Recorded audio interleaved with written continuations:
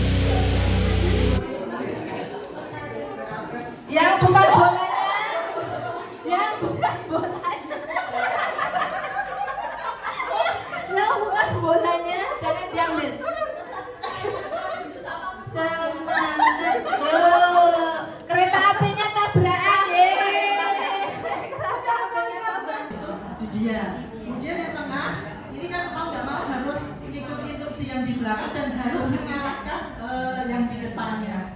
Terus yang belakang itu pembelajarannya. Berhasil tidaknya itu.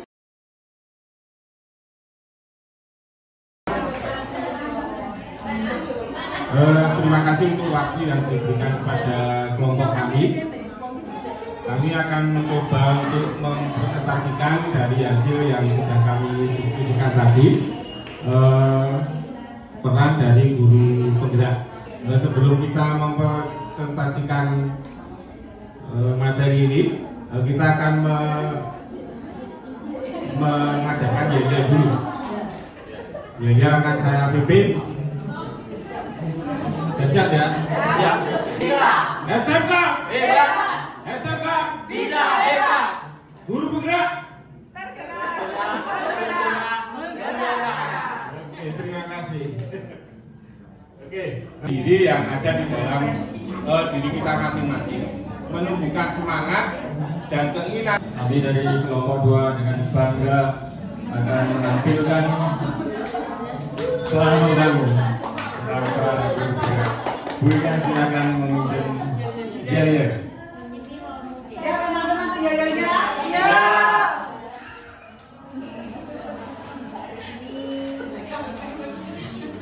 Ya. Susah-susah baru. Mana semangatmu? Ini semangatku. Kabatera tahayu tarik tambang. Nomor 2. Bisa, bisa, bisa. Yes. Guru yang tunggal, tetapi mereka akan mengalami beberapa guru. Kalau masing-masing guru itu bisa berkolaborasi, maka nanti efek yang diterima oleh siswa dari lingkungan yang dibentuk itu akan lebih maksimal, sehingga betul-betul akan terbentuk profil pelajar Pancasila. Yang berikutnya, mewujudkan kepemimpinan peserta didik. Jadi peserta didik juga harus diarahkan untuk menjadi pemimpin di masa depan. Sekarang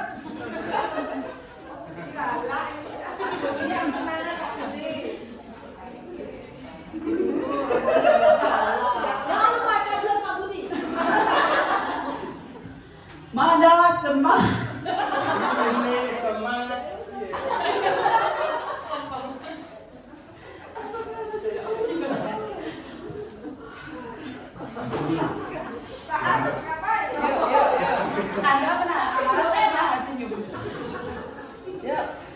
Mana semangatmu? Ini semangatku. Pak, semangat Bapak. Mana semangatmu? Ini semangatku. Rambatera tahayu tarik tambang. Nomor 2. Bisa, bisa, bisa. Yes. Terima kasih. Wassalamualaikum warahmatullahi wabarakatuh. Ampun itu tadi nggih. Yel-yel dulu dong. Ya, dulu ya. 1, 2, 3. Cikini kegodang dia. Kami ini kelompok ceria. Cikampek, Tasikmalaya. Hari ini kita belajar bersama. Jakarta ke Jayapura. Nilai dan peran penggerak topik kita. Madura sampai Papua.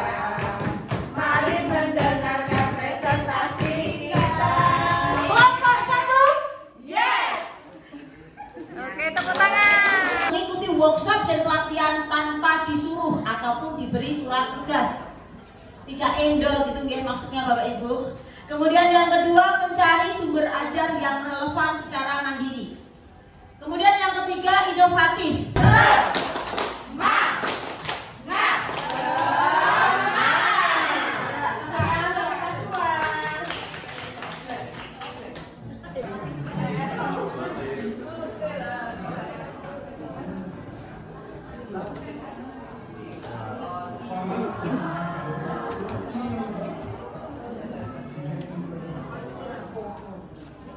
rekan-rekan yang lain. Jadi kita akan mendapatkan solusi dari permasalahan itu dari beragam perspektif. Dan itu bisa menjadi solusi 1, solusi 2, solusi 3, solusi 4, solusi 5 yang bisa kita terapkan prioritas. Terima kasih Bu. Ya. Setuju Bapak Ibu? Kegelisahan yang sama tentang praktik yang mereka lakukan dan ingin melakukannya dengan lebih baik dengan berinteraksi secara rutin. Nah, bisa di garis bawahi di sini ya, secara rutin. Next, beririt. Baik, lanjut ke 5 tujuan komunitas praktisi. Yang pertama adalah mengedukasi anggota dengan mengumpulkan dan berbagi informasi yang berkaitan dengan masalah dan pertanyaan tentang praktik pengajaran dan pembelajaran. Yang kedua, memberi dukungan pada anggota melalui interaksi dan kolaborasi sesama anggota. Yang ketiga, mendampingi anggota untuk memulai dan mempertahankan pembelajaran mereka. Nah, apakah di sekolah Bapak Ibu sudah ada komunitas praktisi yang seperti ini? Yang keempat, mendorong anggota untuk menyebarkan capaian anggota melalui diskusi dan berbagi. Yang kelima, mengintegrasikan pembelajaran yang didapat dengan pekerjaan sehari-hari. Seperti ini 5 tujuan komunitas praktisi. Next, beririt. Baik, di sini bisa kita simak ya. Ada 3 karakteristik komunitas praktisi. Jadi kalau komunitas praktisi itu ada 3 karakteristiknya. Nah, tidak semua komunitas dapat dikategorikan sebagai komunitas praktisi. Nah, ini perlu digarisbawahi. Ada 3 karakteristik yang membedakan komunitas praktisi dengan komunitas yang lain, seperti itu. Mungkin di luar sana banyak komunitas, misalnya komunitas motor kayak gitu ya, komunitas perkumpulan nyanyi karaokean gitu ya Bu Ibu ya. Nah, itu bukan komunitas praktisi.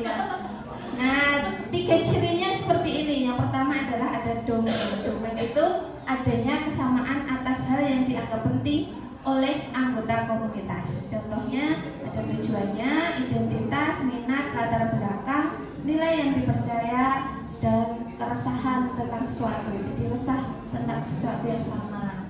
Mungkin resah karena siswanya atau resah karena pendidikan zaman sekarang itu seperti ini dan lain sebagainya. Lalu yang kedua adalah komunitas. Adanya tatanan sosial yang disepakati oleh anggota. Contohnya saling menghormati antar anggota, keinginan untuk berbagi, lalu ada niat baik saling mendukung, interaksi yang rutin dan reguler atau reguler, terbuka untuk saling bertanya, dan niat baik untuk saling mendukung dan berkontribusi. Nah, sudah meraba-raba ini, oh berarti itu saya sudah punya ini komunitas praktisi. Nah, seperti itu. Yang ketiga, praktik. Adanya pengetahuan yang dikembangkan, dibagikan, dipelihara sebagai hasil dari kegiatan komunitas praktisi. Berarti ada produknya gitu ya. Contohnya, yang pertama ada informasi, hasil pembelajaran, pengetahuan yang bisa dibagikan, alat dan bahan untuk pembelajaran atau hasil pembelajaran, dokumen-dokumen atau video. Nah, dah nih.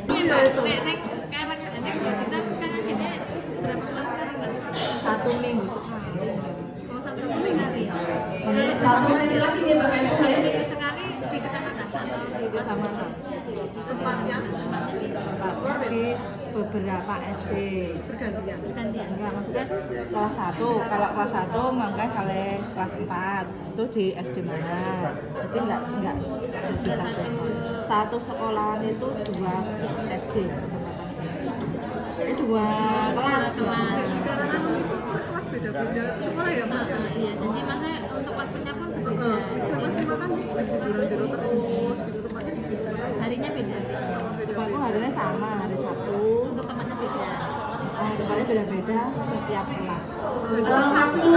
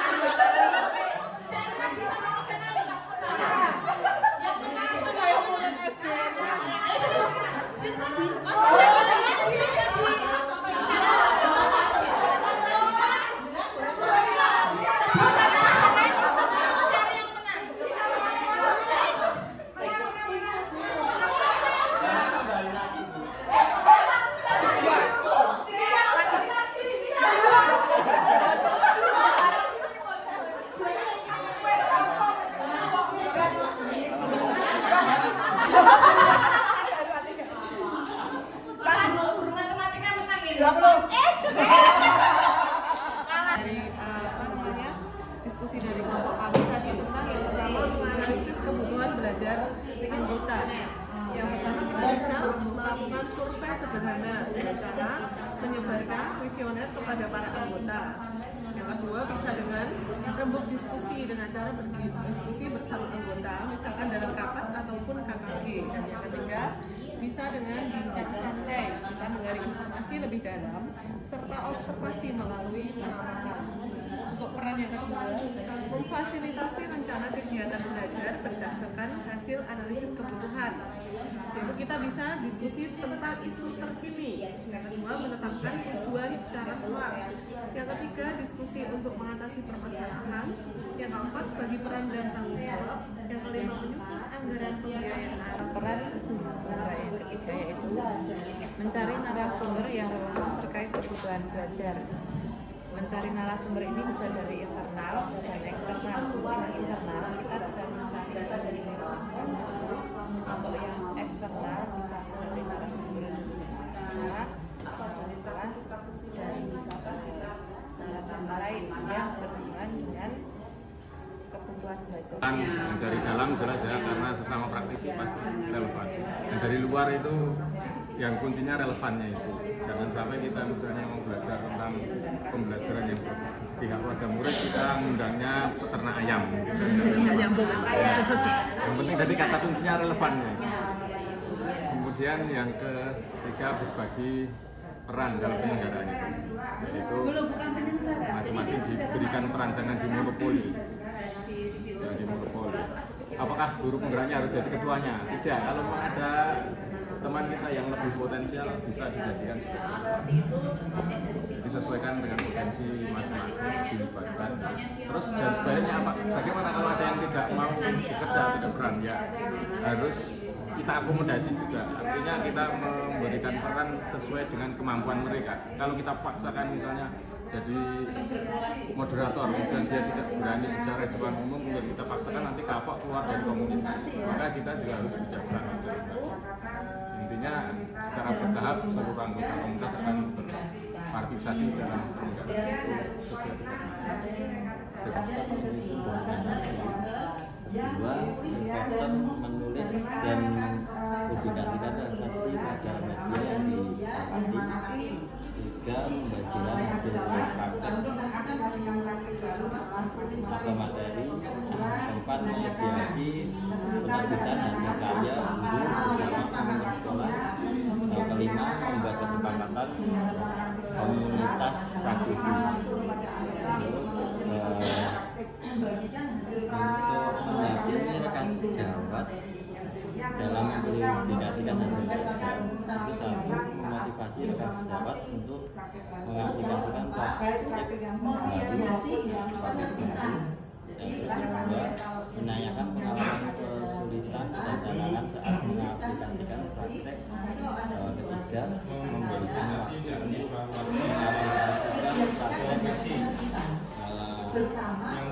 2-3 minggu. Antara 3 sampai 4 minggu waktunya. Terus yang keempat, mendorong anggota untuk mendokumentasikan saat akan implementasi praktek baru. Saya akan melanjutkan untuk yang terakhir itu memfasilitasi evaluasi dan refleksi pembelajaran dan penerapan kegiatan. Jadi kalau di sini dibagi ada kegiatan namanya evaluasi. Evaluasi di sini berarti kita itu memfasilitasi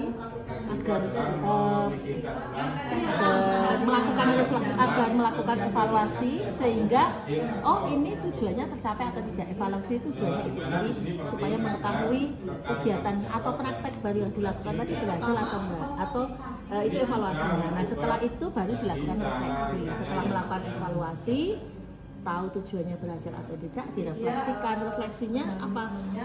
Memikirkan ulang, kok ini kalau berhasil apa faktor-faktornya, kalau tidak berhasil kita refleksikan juga apa yang menyebabkan tidak berhasil. Sebenarnya intinya dari evaluasi dan refleksi di situ. Jadi dengan melakukan refleksi itu nanti rekan sejawat yang belum berhasil dapat mencoba cara-cara baru dari refleksi. Kan mungkin ada masukan kalau berhasil nanti biasa mereka itu akan mencoba cara-cara yang dari daerah lain yang sudah berhasil.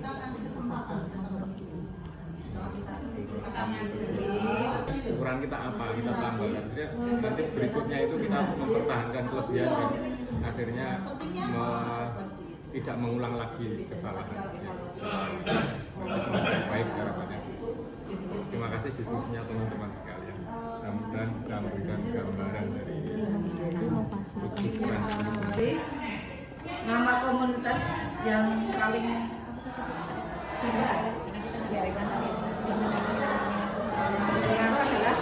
nah seperti itu motivasi saya tiba-tiba turun seperti itu. Yang kedua kadang tidak mempublikasikan hasil kegiatan yang saya ikuti. Yang terakhir adalah merefleksi kegiatan.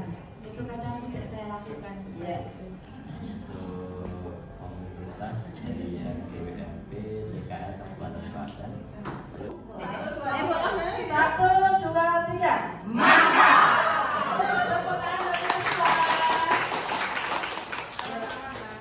Untuk punya keinginan untuk merintis komunitas baru di sekolah atau di lingkungannya, adakah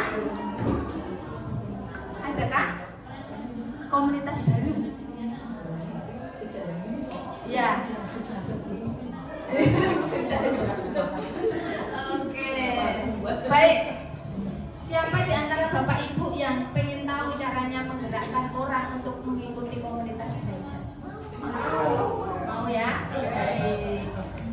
Sekarang kita akan belajar tahapan menggerakkan komunitas praktisi. Kira-kira menurut Bapak Ibu ada berapa tahapannya? Ada berapa? 3. Ada 3, betul. Apa sajakah itu? Tahapan?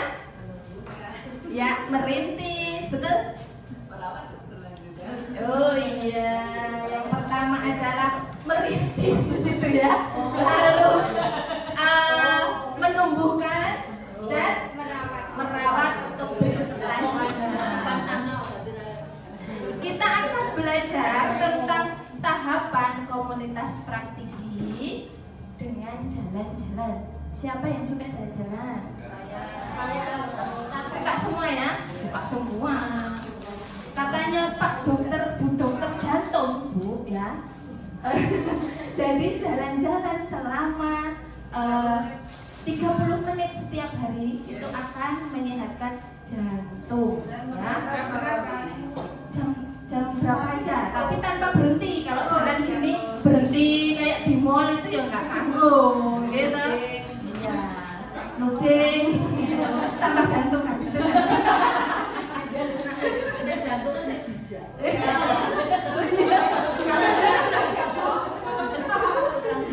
Siapa dong melakukan percakapan awal. Jadi untuk komunitas praktisi itu tidak harus langsung dengan banyak orang, tapi misalnya saya dengan Bu Eni saja, kita ngobrol sambil ngobrol di kantin atau dimanapun yang tempatnya nyaman lah. Itulah awal kita merintis komunitas praktisi. Kemudian dari percakapan awal itu kita sudah punya apa? Saya persepsi. Saya sudah punya pengikut kan? Oh iya, sudah punya pengikut Bu Eni. Nah, Bu Eni nanti itu bisa tumbuh dan berkembang harapannya. Jadi untuk tahapannya untuk menjaga tumbuh dan berkembang ini ada 3 tahapan Bapak Ibu. Yang pertama adalah memiliki agenda penyelenggaraan pertemuan rutin. Ini harusnya kita sudah punya itu. Jadi menyelenggarakan pertemuan rutin. Dalam pertemuan ini kita tentunya harus tema yang sedang ini itu apa ya, yang up to date. Kemudian yang kedua adalah mendorong dan mendampingi anggota komunitas menerapkan hasil belajar. Mendorong dan mendampingi anggota komunitas menerapkan hasil belajar. Dalam tahap ini merawat itu sulit ya, karena sudah berjalan. Tapi bagaimana kegiatan yang kita lakukan itu bisa berjalan yang berdampak pada murid itu? Menurut saya menyelesaikan elemen di dalam produktif itu membuat project ya, kemudian menghasilkan produk ya, menghasilkan produk. Kalau di SMK banyak ya Bu ya. Kalau di SMK banyak, kalau di SD mungkin melalui hal seperti pembiasaan itu tadi ya. SMP juga ya, SMP ya. Ya, SMP juga kalau berprek juga sudah bisa ya. Ya, sudah bisa. Ya, sudah bisa ya. Ya. Jadi itulah Bapak Ibu bagaimana cara kita mengawal untuk berlanjutan supaya komunitas praktisi kita tetap berjalan. Apakah Bapak Ibu sanggup untuk melakukannya di sekolah? Insya Allah. Ya. Ini tantangan, bukan hambatan ya. Ini tantangan yang harus kita coba. Ya. Ini Bapak Ibu ya. Nanti sesampainya di sekolah, Bapak Ibu bisa sharing dengan kepala sekolah karena pemegang tersebut. Coba menjawab nomor 2 tentang arti komunitas praktisi. Di mana komunitas praktisi itu adalah wadah untuk mengembangkan kompetensi pemimpin pembelajaran dalam menggerakkan ekosistem pendidik. Di mana guru-guru penggerak itu memberikan motivasi untuk teman-temannya dalam mengembangkan kompetensinya. Seperti itu. Tambahannya mohon Bapak Budi. Saya kira jawaban diberikan jadi saya tidak menambahkan. Terima kasih. Peran guru penggerak dalam komunitas praktisi, perannya itu ada 7 ya Bapak Ibu. Yang pertama, menganalisis kebutuhan belajar anggota komunitas. Yang kedua, memfasilitasi rencana kegiatan belajar berdasarkan hasil analisisnya.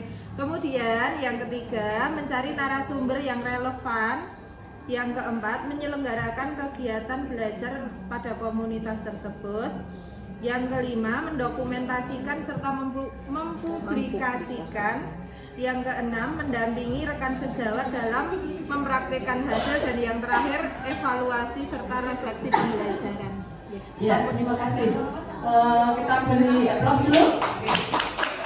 Sambil menunggu komunitas praktisi bagi kami itu bisa menimbulkan lingkungan yang positif, di mana lingkungan positif ini akan mendorong anggota komunitas untuk dapat terbuka, menunjukkan rasa ingin tahunya, kemudian dia nyaman mengemukakan pendapatnya, mengemukakan pikirannya yang berbeda kepada komunitas yang lain, sehingga dari hal tersebut hasilnya itu akan luar biasa, di mana dia akan dalam pembelajaran itu bisa relevan, kemudian juga membangun nilai-nilai bersama di situ.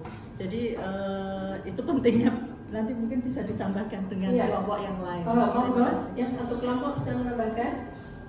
Komunitas praktisi gelisahnya hilang, jadinya nyaman kan.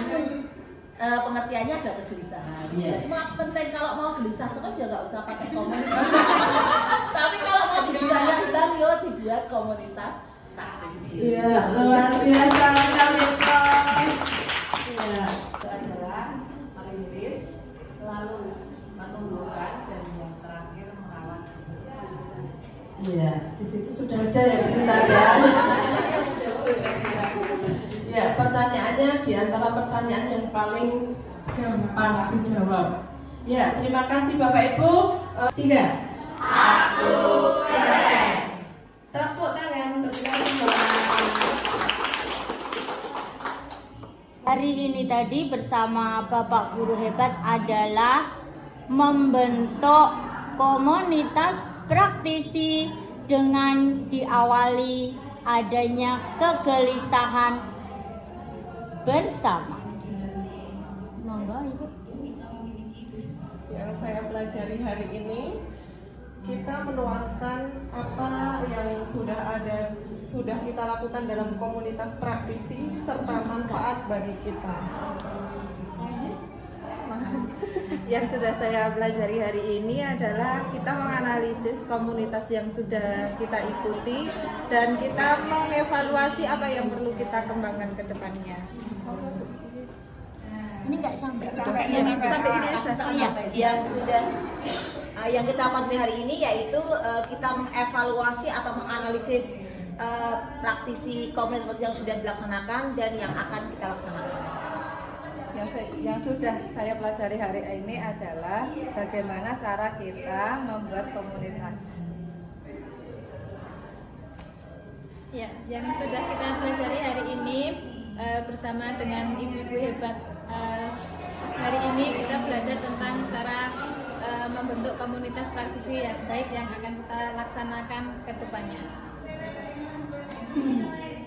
Yang sudah kita pelajari hari ini, yang pertama tahapan dalam membuat komunitas yaitu merintis, kemudian menumbuhkan dan merawat keberlangsungan. Yang saya pelajari hari ini adalah cara membentuk komunitas praktisi. Yang saya pelajari hari ini adalah mengenai peran guru penggerak, diantaranya adalah membentuk komunitas praktisi. Yang pertama adalah merintis, yang kedua adalah menumbuhkan, yang ketiga adalah merawat keberlanjutan. Terima kasih. Yang saya pelajari hari ini adalah berbagai pengalaman untuk mengatasi masalah yang ada di sekolah. Kemudian yang kedua yaitu bagaimana cara kita merintis komunitas praktisi, kemudian bagaimana cara kita merawat keberlanjutan. Sepertinya sama ini nanti.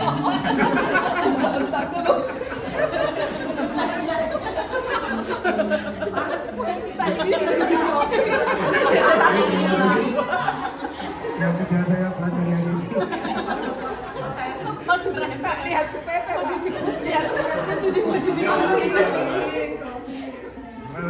menemukan solusi pemecahan dari membentuk komunitas praktisi. Yang sudah saya pelajari hari ini sebenarnya sudah disebutkan oleh teman-teman semuanya. Jadi kalau yang khusus ya, itu tentang bagaimana peran guru penggerak, salah satunya adalah mendokumentasi dan mempublikasikan. Jadi saya diajarkan di sini bagaimana suka foto, karena harus dokumentasi, suka foto dan difoto, membuat video, membuat catatan, dan ini yang sering lupa mempublikasikan. Kita itu seringkali nggak tahu ya, saya ya bukan kita, saya itu seringkali untuk masalah publikasi hasil ini yang seringkali belum saya lakukan, sehingga untuk kenaikan pangkat pun nggak naik-naik. Curhat ya. Terima kasih. Sebenarnya hampir sama ya yang sudah disampaikan Bapak Ibu guru hebat, karena ini kloter terakhir, jadi bukan berarti meniru, tapi memang yang sudah habis, yang sudah saya pelajari dan saya dapatkan hari ini adalah belajar membentuk komunitas praktisi, di mana melalui 3 tahapan, yaitu merintis, menumbuhkan, dan merawat. Mudah-mudahan dari pembelajaran ini nanti khususnya saya pribadi bisa mengimplementasikan nilai-nilai dan peran guru penggerak tersebut. Terima kasih. Oke, terima kasih waktunya. Buat saya pada hari ini saya mendapatkan ilmu baru bagaimana bisa menjawab kegelisahan dengan membuat komunitas praktisi, maksudnya komunitas praktisi. Di sini ternyata sangat penting buat kita, karena kita ternyata tidak bisa maju bergerak sendiri, butuh orang lain. Jadi kita butuh komunitas. Dengan adanya kegiatan pada siang hari ini, saya jadi tahu pentingnya sebuah komunitas praktisi. Terima kasih untuk waktunya. Yang pertama yang saya pelajari pada hari ini, jadi yang satu itu adalah dokumentasi. Jadi jujur soal foto-foto atau video itu kami paling tidak suka seperti itu. Jadi misalkan foto itu kurang pede, jadi kurang pede. Nah, setelah mempelajari pada hari ini, kami baru tahu bahwa untuk dokumentasi itu adalah salah satu hal yang terpenting. Seperti itu sebagai guru penggerak. Lalu tanpa saya sadari juga, jadi dalam pembentukan komunitas praktis ini salah satunya adalah perintis tadi. Jadi dari perintis itu awalnya cuma kita ngobrol-ngobrol. Nah, saya kira itu cuma hal yang tidak penting. Ternyata itu adalah salah satu langkah untuk membentuk komunitas praktisi seperti itu. Jadi sekali lagi mungkin akan kami tingkatkan ke tahap yang selanjutnya. Itu terima kasih. Terima kasih untuk apa yang saya dapat dari pembelajaran hari ini. Saya mendapatkan hasil dari diskusi teman-teman yang hebat-hebat ini, sehingga bisa membangun saya khususnya di komunitas praktisi. Di sini juga saya juga termasuk di komunitas praktisi B1 ya, ya B2 ya. B2 ini B2 ini saya termasuk yang paling bontot. Jadi di sini saya banyak sekali belajar dengan ibu-ibu senior dan bapak senior itu.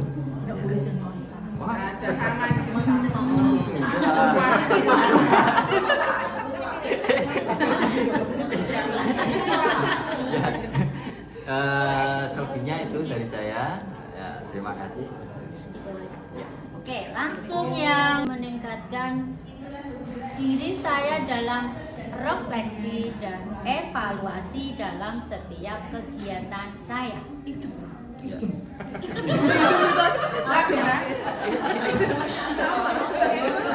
Terima kasih. Menurut saya ini juga ada bisikan-bisikan dari Bapak Ibu semua.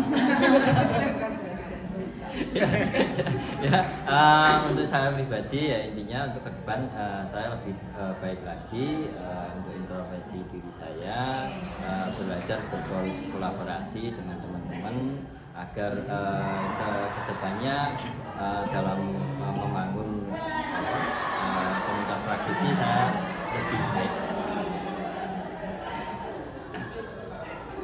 Untuk ke depan saya akan mencoba menjadi lebih baik dan selalu dekat dengan peserta didik. Terima kasih. Untuk saya dengan diri ya, mengevaluasi dan merefleksi itu saya sangat kurang, jadi akan saya tingkatkan insya Allah. Saya juga idem sama Bu Eni dan Bu Eni ya. Pada dasarnya memang yang akan saya tingkatkan ke depan itu memang evaluasi dan reflektif, serta tadi ada untuk semua kegiatan belum ada publikasinya, itu yang akan saya tingkatkan ke depannya. Terima kasih.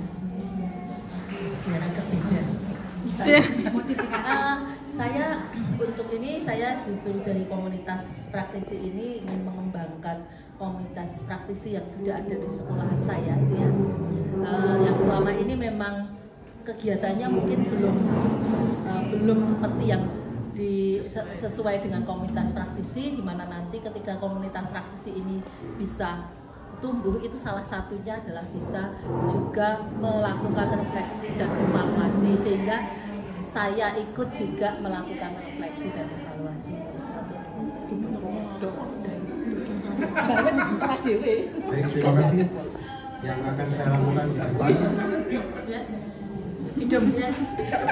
meningkatkan kompetensi diri saya, kemudian yang kedua memahami posisi dan peran saya di dalam komunitas praktis. Terima kasih. Terima kasih. Yang pertama yang saya lakukan adalah menjaga mood saya. Iya. Terima kasih. Karena tanpa mood yang baik, maka kita tidak bisa melaksanakan sesuatu hal yang baik. Terus terang, saya adalah seorang mutan. Permen ya? Oh iya, permen. Selama ini Pikir seorang-orang ya. saya pribadi berada di suatu komunitas yang sebenarnya itu baik dan sangat baik sekali, tetapi karena mood saya tidak dalam keadaan tidak baik, maka itu tadi saya tidak melakukan hal-hal yang baik, yaitu komunitas PMM.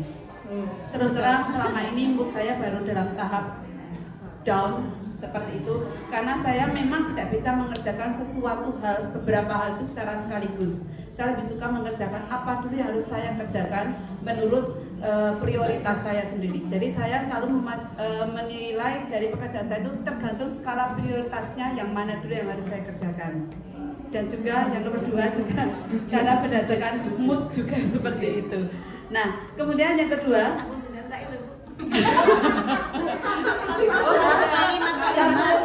satu kalimat lagi. Oh ya. Melanjutkan tadi, saya juga harus belajar mengevaluasi dan belajar merefleksi. Itu kelemahan saya. Banyak ada bedanya. Ya, terima kasih atas waktunya. Ini yang pertama saya akan meningkatkan motivasi saya. Itu motivasi untuk belajar, utamanya seperti itu. Selanjutnya akan lebih aktif lagi mengikuti komunitas praktisi yang sudah saya ikuti, dan mungkin akan lebih membangun lagi komunitas praktisi di sekolahan, karena memang di sekolahan belum ada komunitas belajar. Terima kasih. Yang perlu saya tingkatkan untuk kedepannya adalah membuat teman-teman praktisi di komunitas saya bisa belajar dengan bahagia. Terima kasih. Boleh senyum. Semut saya. Perlu Bapak Ibu ketahui bahwa Sudah tahu. 10 tahun yang lalu saya membuat sebuah komunitas Estik TV itu ekstra jurnalistik di SMA Negeri 3 Bayat. Tetapi beberapa tahun terakhir saya tidak aktif lagi, walaupun statusnya saya inisiatornya. Bapak Ibu bisa melihat di Estik TV itu ada video-videonya saya sebagai pimpinan redaksi. Yang akan saya lakukan adalah saya akan aktif kembali. Terima kasih. Temannya Pak Asim. Ya. Ya, yang akan saya lakukan untuk ke depan, yang pertama tadi benar memotivasi diri sendiri dulu, kemudian akan mengembangkan praktisi yang sudah saya ikuti, yaitu ketika di KKG. Kemudian karena di lingkup terkecil di sekolah kami belum ada komunitas, jadi saya akan membuat komunitas di sekolah kami, terutama pada rekan sejawat yang saat ini untuk kurikulum Merdeka ini masih belum banyak yang mengetahui, karena kami di kelas 1 kemarin sudah ada diklat dan sebagainya untuk kurikulum Merdeka, jadi untuk yang kelas-kelas lain belum ada. Saya akan membuat komunitas itu di sekolah kami. Terima kasih.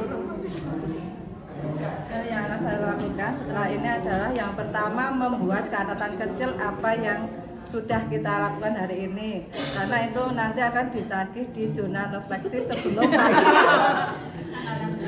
Pak Kim WA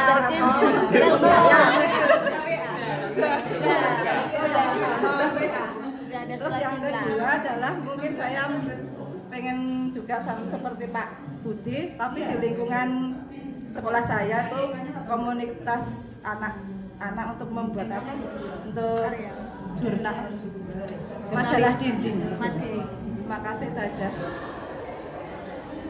Kegiatan yang saya akan lakukan setelah lokal 1 yaitu mengembangkan komunitas praktisi yang sudah ada, terutama tadi menemukan narasumber atau bahkan menjadi narasumber. Untuk itu maka saya harus meningkatkan kompetensi diri saya. Kemudian yang kedua, saya akan mencoba untuk menemukan potensi yang ada di lingkungan paling kecil yaitu sekolah, kemudian membuat komunitas praktisi sekolah.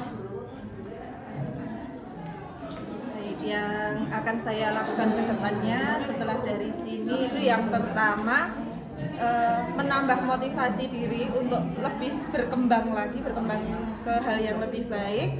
Kemudian yang paling utama adalah manajemen waktu, itu kalau saya pribadi itu perlu saya perbaiki dan menggerakkan komunitas praktisi di sekolah saya itu utamanya guru-guru yang sudah melaksanakan kurikulum merdeka itu untuk membahas tentang proyek dalam tahun pembelajaran ini. Itu saja, terima kasih. Yang akan saya lakukan setelah Loka 1 ini, yang pertama saya akan lebih belajar untuk memotivasi diri serta merintis sebuah komunitas belajar yang ada di sekolah saya yang sama sekali belum pernah ada. Terima kasih.